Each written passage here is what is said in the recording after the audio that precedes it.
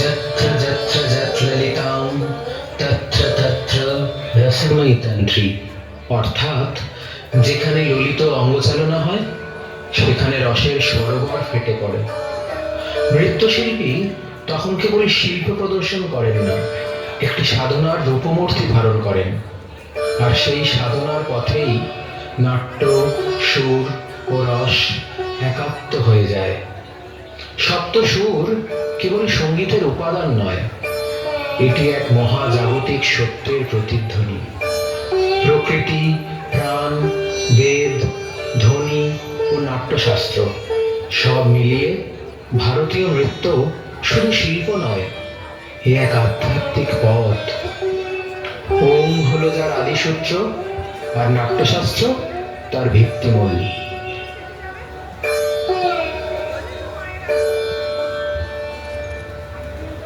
ভরতমুনি ভাষায় লোকশিক্ষার্থমেদং নাট্যং কৃতং মুনিভির পুরা, অর্থাৎ প্রজাদের শিক্ষা ও চিত্ত বিনোদনের জন্য প্রাচীন ঋষিরা নাট্যশাস্ত্র সৃষ্টি করেছিলেন।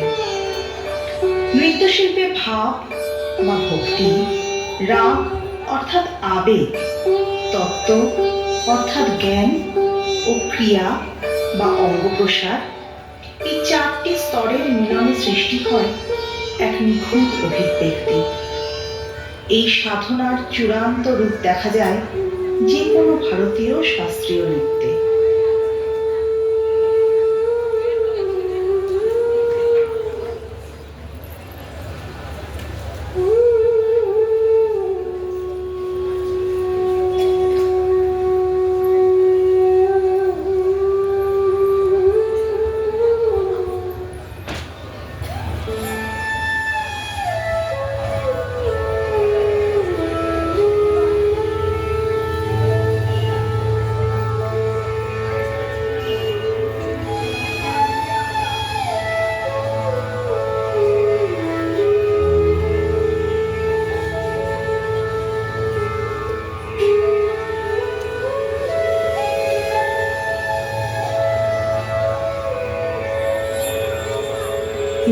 गजाननं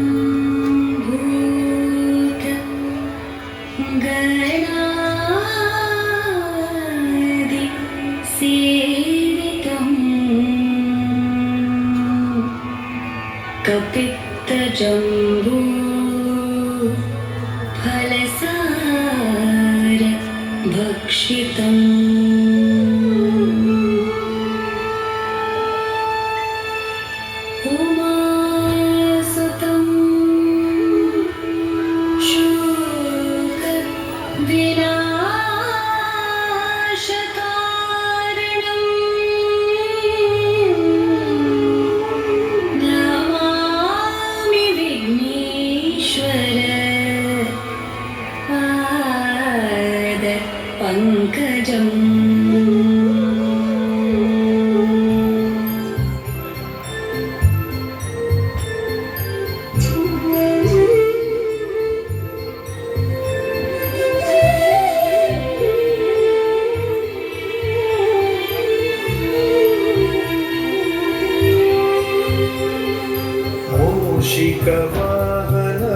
मूषिकवाहनमोदकहस्ता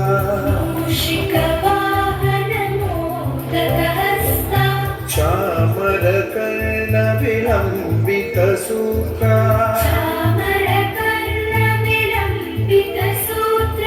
वामनरूपमहेश्वरपुत्रा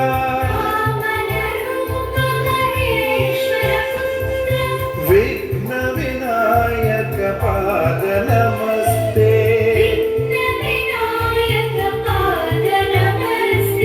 विघ्नविनायकपाद नमस्ते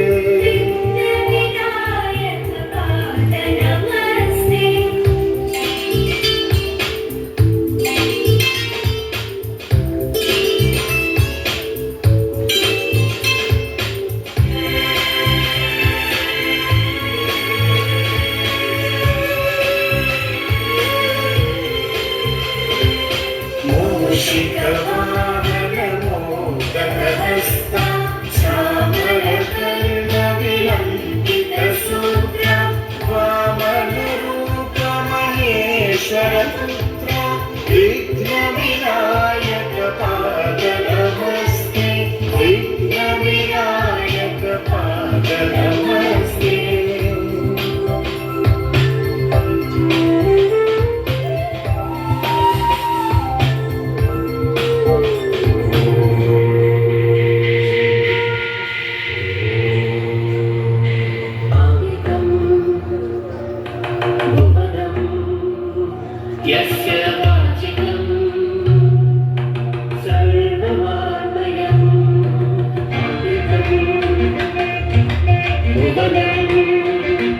यस्य वाचिकं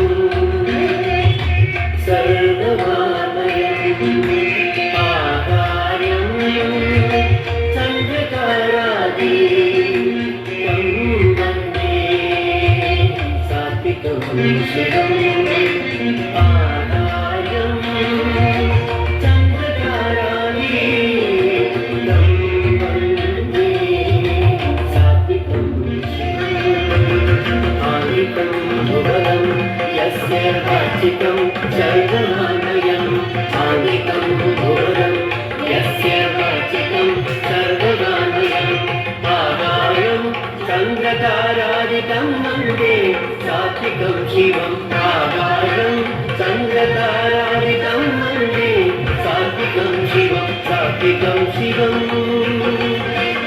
शिवम्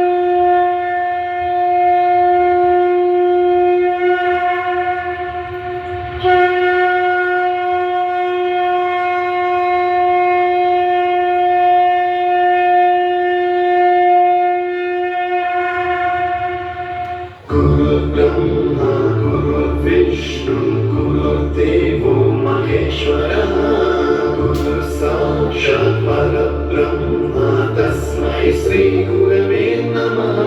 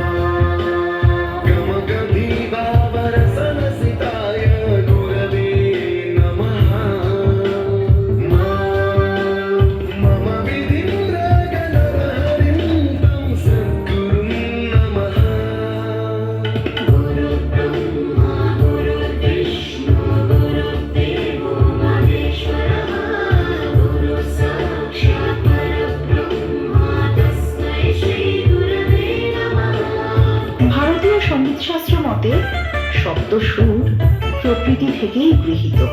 সরোজ ময়ূরের ডাক, ঋষভ গরুর ডাক, গান্ধার ছাগলের ডাক, মধ্যম সারস পাখির কণ্ঠ, পঞ্চম কোয়েলের গানে, ধৈবত ঘোড়ার হাঁক, ঈশা হাতির গর্জনে। परमकृपाय परहिताय नुतिनुत गुरवे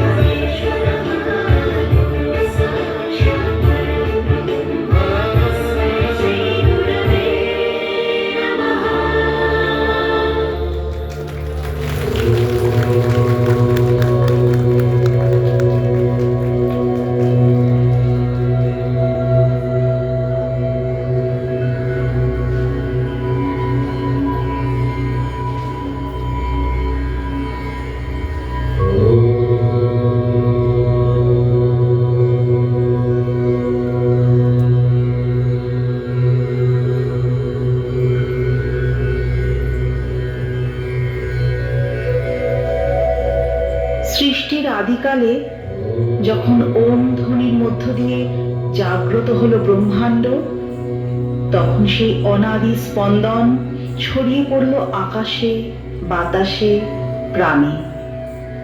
এই ধ্বনি, এই নাদ পরিণত হলো সুরে, আর সুর শরীরে প্রকাশ পেল নৃত্যে। সনাতন দার্শনিক চিন্তায় ওম শব্দটি শুধু একটি মন্ত্র নয়, এটি সৃষ্টির মূল স্পন্দন, যে স্পন্দন থেকেই উদ্ভূত হয়েছে সপ্ত সুর।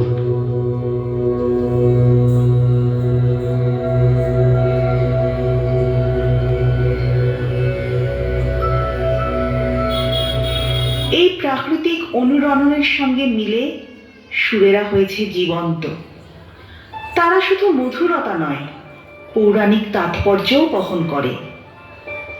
ন তৎ কাব্যাং ন নাট্যাং চ ন গীতং ন বাস্যং না তৎ বিদ্যা না বিজ্ঞানং যৎ না নাট্যেষু দৃশ্যতে। অর্থাৎ এমন কিছুই নেই কবিতা, সঙ্গীত, ব্যাকরণ, বিদ্যা কিংবা বিজ্ঞান যা নাট্যে উপস্থিত নেই।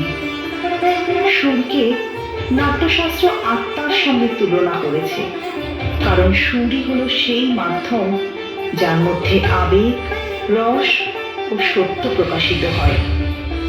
সুর যেমন শ্রবণে ধরা দেয়, নৃত্য তেমন দৃষ্টিতে ধরা পড়ে, কিন্তু দুটোই উৎসরিত হয় হৃদয়ের স্পন্দন থেকে। সুর দেহে প্রবেশ করে কান দিয়ে, নৃত্য দেহকে রূপ দেয় সেই সুরের অনুগত হয়ে।